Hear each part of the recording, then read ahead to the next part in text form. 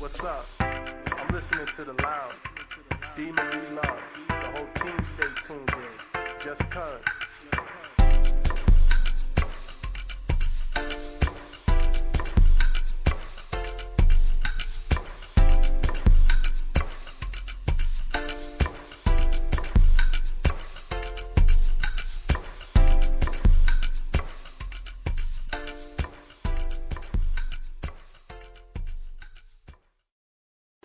What's up? What's up? It's the lounge, episode 4. You're with your girl D. Marie Love and Anissa Nicole. Now that's a brand new voice that you're hearing. So please give a warm welcome to my co-host for the week, Miss Anissa Nicole. She's a little nervous, but it's okay because we're all cool here at the lounge. So if you guys could just give her a very warm welcome and tell her what's up. First time in the lounge. Hey, what's up, everyone? My name's Anissa. I'm 23. 23 years old, finishing up my associates in science with the hopes of going into physical therapy. So that's a little background about me. And she's a sweetheart. Aw, thank you. She's really, really cool people, so we're gonna have a lot of fun with her tonight. Yes, we will. So yes, this is episode 4. If it's your first time listening, I'm Dee Marie Love. Just to tell you a little bit about myself, I'm a podcaster. And I'm a YouTuber, keep it scripted. I'm a writer, I'm a creator of an aspiring filmmaker. I'm a big dreamer, all that good stuff. And it has been such a pleasure these past 4 weeks doing this show. So I'm glad to have it. I see, hey, everybody in the chat. I see you guys. What's up? I love my people in the chat. Everybody that's listening live, please say what's up. Connect through Facebook or Twitter, and you can talk to us in the chat. So, yeah, we have another good show planned for you guys today. We have a very special guest. He goes by the name of Sanne, a very talented young man. He makes music. He's a filmmaker as well. He's going to tell you we can check out all of his stuff. And we got a lot of good topics and questions to ask him. We're going to grill him a little bit. Right, Anissa? Yes, we are. Yes. Oh, my gosh, you guys are so sweet. Thank you, Teresa and Rob. Thank you for accepting me with open arms. I appreciate the love. And Brooke. And Brooke, thank you, Brooke. Ike. What's up, you guys? Okay, so let's go ahead and dive into our topics. Let's get into some entertainment news. Now, the first one we got kind of upsets me. And I think me and Anissa are kind of on different sides of the fence with this one.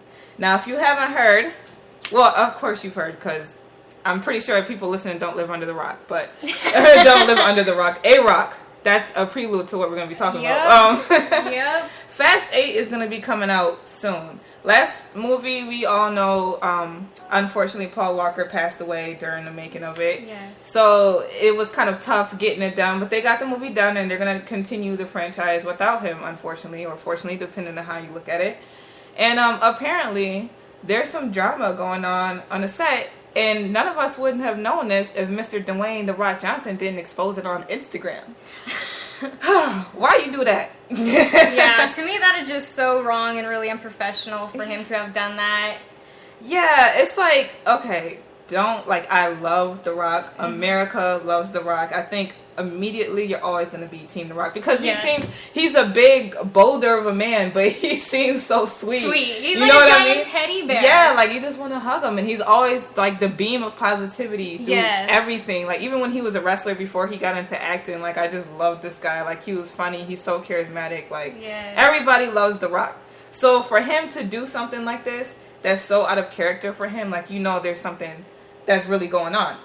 But why do we need to know that, though? That and Vin Diesel has always been such a private man. You don't really hear much. He's not really out in the media. You don't know about his personal life. So for The Rock to come out and kind of put that on blast is a little bit wrong to me. But, I mean, so be it. He did it. He did it. And I'm just still questioning his reasons why. All right, in the chat, we got The Rock was right.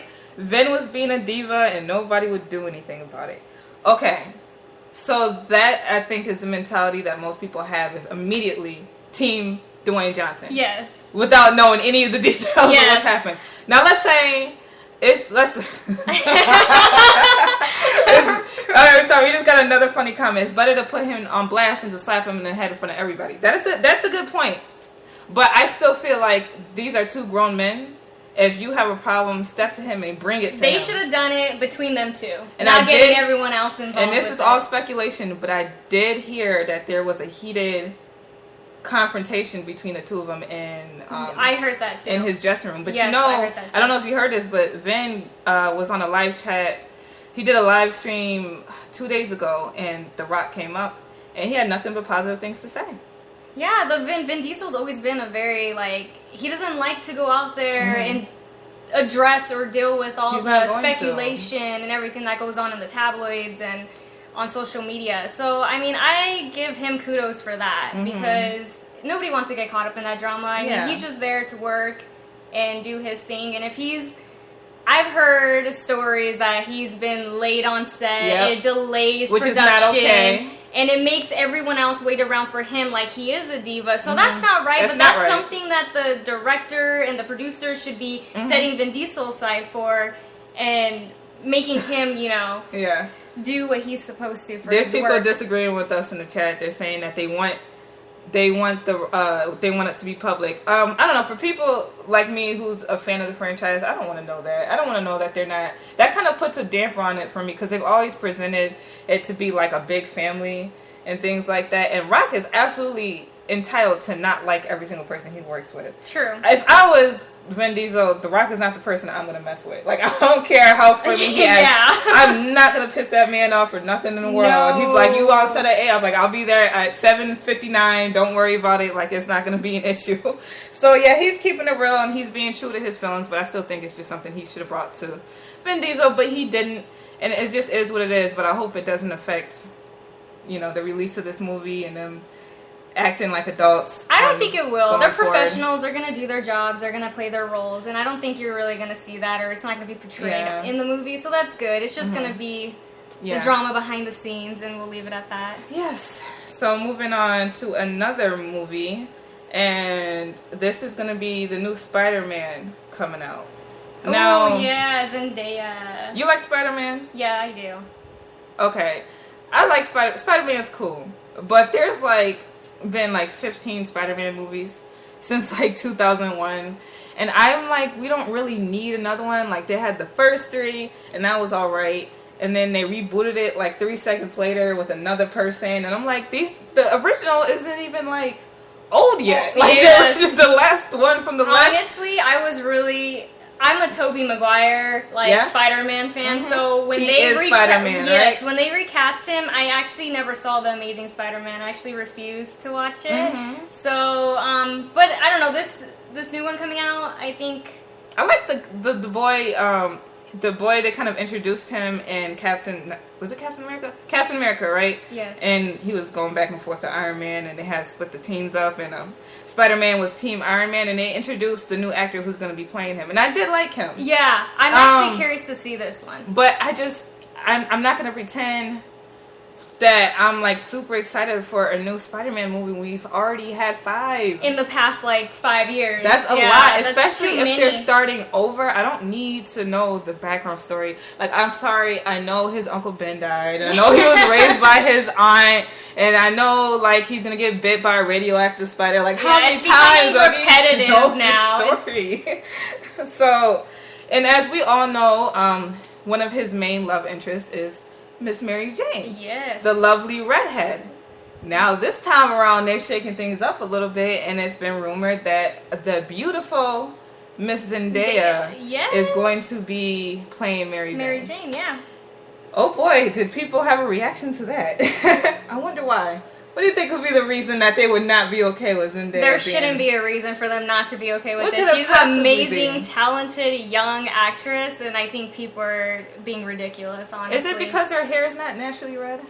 Is that the only reason why they would not like her being Miss Mary Jane? No, Zendaya is not a redhead naturally. Miss Zendaya is African American, and there's never been an African American actress that played this character. That's not something we've ever known her to be.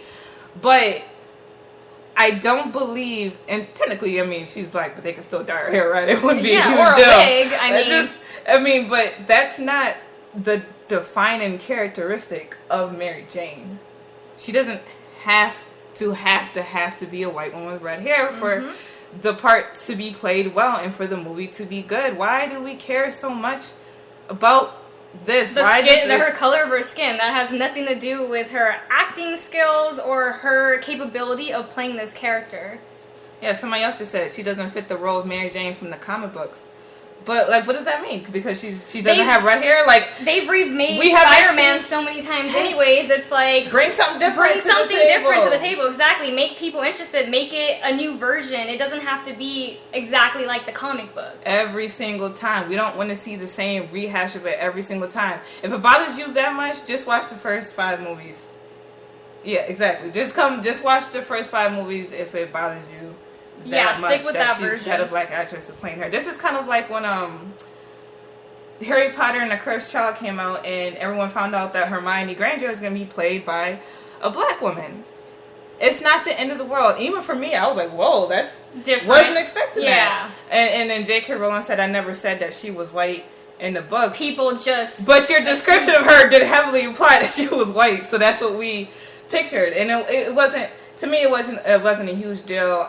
To me, it just matters if the play was good or not. And I've heard very mixed reactions about it. Very mixed, and now it's kind of all over the place, so that doesn't really... Exactly. That should be the only thing that should matter is whether... That's not what it is, though. Yeah, that's ridiculous. People need to worry about if they're going to portray that character in the ways that they want them to. You know, not about what they look like, what they're wearing. That's ridiculous. It's going to get to people. To me, it only matters if the person's race is integral to the story. Like, you can't have like a white man play Martin Luther King Jr. and you can't have like a black man play George Washington. Yeah, but those are the ones where the race actually matters. Yeah. In this case, it does not matter. Her race is not going to jeopardize the movie or the role. So yes.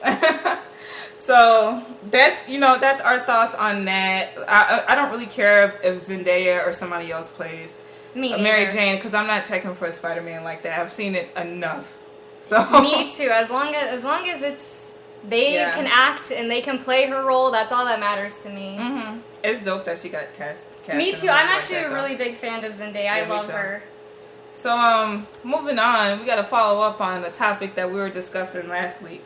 So I have a sneaking suspicion that Frank Ocean listens to the lounge. Right? Well, he doesn't, but I'm gonna just pretend in my head that he does. Well, he heard you somehow. Yeah. The word got to him that we was dragging him last episode because it's been 4 years since Channel Orange and he still had not dropped nothing.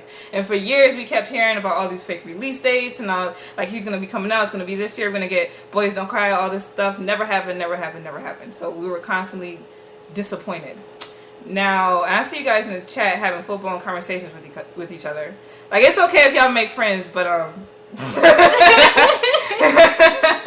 gotta talk to us. Frank Ocean came at you hard, Desiree. Dang. So what happened was last week we were talking about how it's been 4 years and Frank Ocean has, time and time again disappointed his fans without dropping anything. Obviously, I don't want anything rushed. I want it to be legit, and I want it to be quality. Exactly. Yes. So, but I wasn't sure if he was actually working on anything because he never said anything. So how are we to know? He stood really quiet for those 4 years. So I'm like, is he just being lazy? What's going on? So, we talked about it last week, and then all of a sudden he dropped a visual album, a new music video, and then a whole other different album that had a completely different music than the visual album. Yeah. All in with the span of 2 days. He just dropped a whole lot of music, so he was like, I'm gonna show you. Yeah, he showed everybody. You, all right? He was like, to all the millions of people that crowd his Twitter mentions with where's the album, he shut us all up. And I have been listening to it nonstop for the last couple of days. The visual album is called Endless.